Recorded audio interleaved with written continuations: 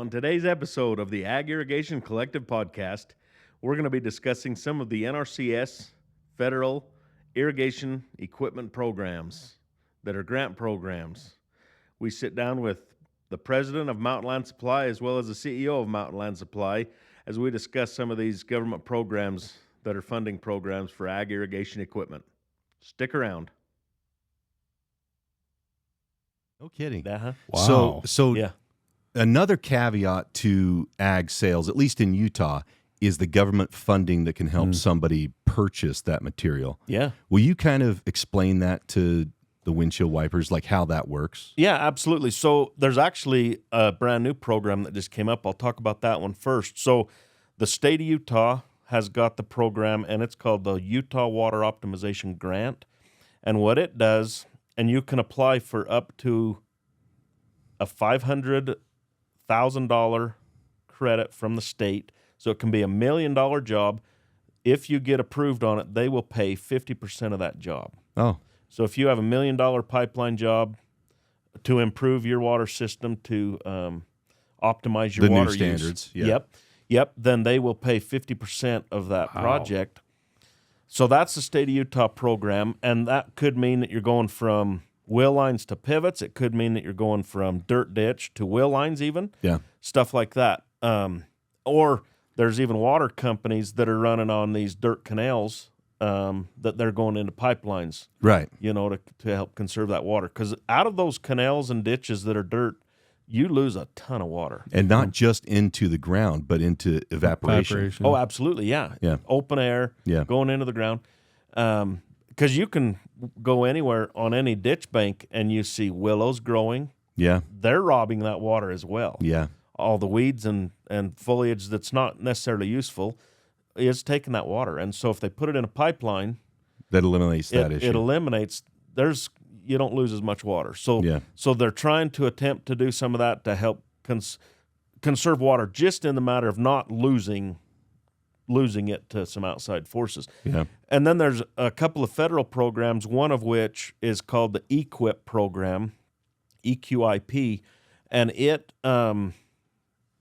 there's a whole scoring system on it, similar to the state one, that the federal government, the NRCS office, administers, and it's a 15-year contract. You put in for it, then they pay out. If it's a pivot, they pay out per acre. Because, for example, a part circle pivot covers half the acres of a full circle pivot. Sure. So they only pay per acre type of deal, and then they fund wheel lines. And in fact, a couple of years ago, they actually funded converting from a dirt ditch to a concrete ditch, which was a little shocking to me, but they did. Instead of going straight to pipe. Yeah. Is that what was shocking to you? Or? Yeah, or putting a pivot or a wheel line on the place, because they're irrigating out of this Yeah, they're ditch. still wasting a ton of water. Absolutely. Yeah. And so that's what was shocking. But there are different sections within the funding that they say, okay, there's $1 million allocated. You know that to concrete this. ditch, there was someone somewhere that needed that to happen. Yeah. And so they got it passed. Right. And that's the only one that I'm aware of recently that's been put in with NRCS money. And that was that a limited time, or is it still going? Still Still going. open, okay. Yep, still going. And so like Still gated pipe. available. Wow. Yep, and gated pipe that we sell, it can be wrapped into that deal. And the thing too is these farmers can utilize both these programs on top of one another, Get it all paid for? and all but 10%.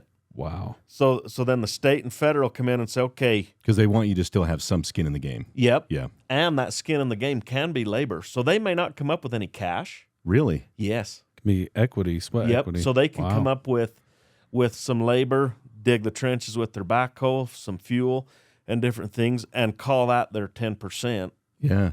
and just bill it to whatever market rate is on labor. So what's interesting, and the reason why I asked that is there are a lot of farmers out there that don't have the education of those programs. Yep. And so part of your job and your team's job is to go out and educate the population on those programs that can help them Oh yeah.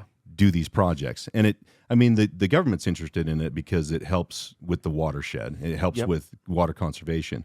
We're interested in it because it helps people not just purchase an item, but to do a larger project over time. Oh yeah. Well, and I mean pivots for a quarter-mile machine, you could be $120,000.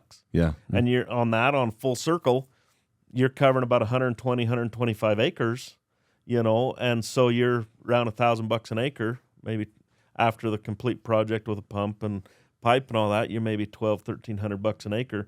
But that's expensive, especially when flood is growing a good crop. Yeah. Why would the grower want to go spend the money when flood is working? Yeah. And so that's where, some of these programs are very beneficial for that. And we help the growers fill out their applications if needed. Yeah. The ones that have done it, several times, that they're pretty in tune They understand with the it. process. Yeah, they're pretty good with it. But yeah, there's some neat programs. There's also a couple other programs. So one of our wheel line movers is a solar mover, and it actually falls within the guidelines and the qualifications of the REAP grant. That is the solar grant stuff on the federal side.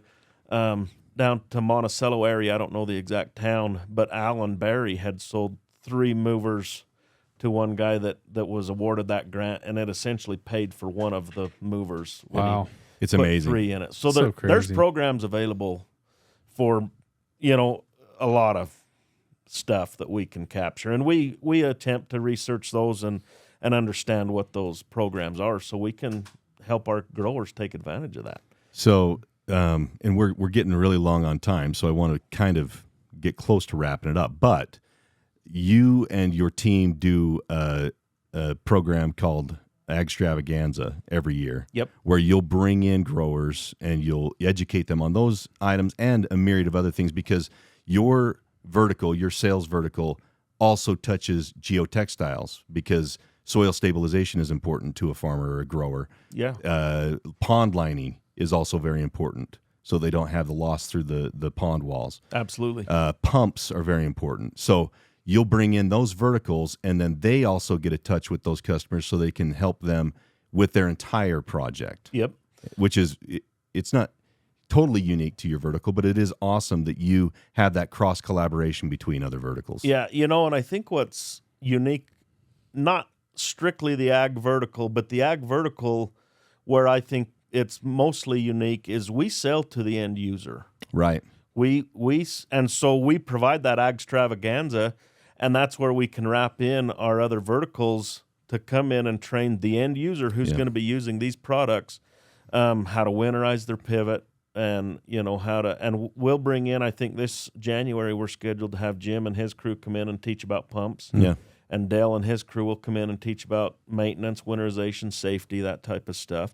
And so it's pretty neat, that we get to do that. We usually have one out in Roosevelt and then one either in Nephi or Richfield. Yeah. And how many farmers do you typically get to come to those? We get roughly about 50 farms represented at each one. Which is amazing. Yeah. Wow. It's crazy. Especially for a grower to take time out of their day, because farmers, the work never stops. No. Yeah. So they have to go away from their work to become educated. And the fact that they do it year over year is incredible to me. Yeah, absolutely. Yeah. And we do. It's a pretty good showing of our customers, and we're there to support them. Yeah. We want to help them. We want them to be successful.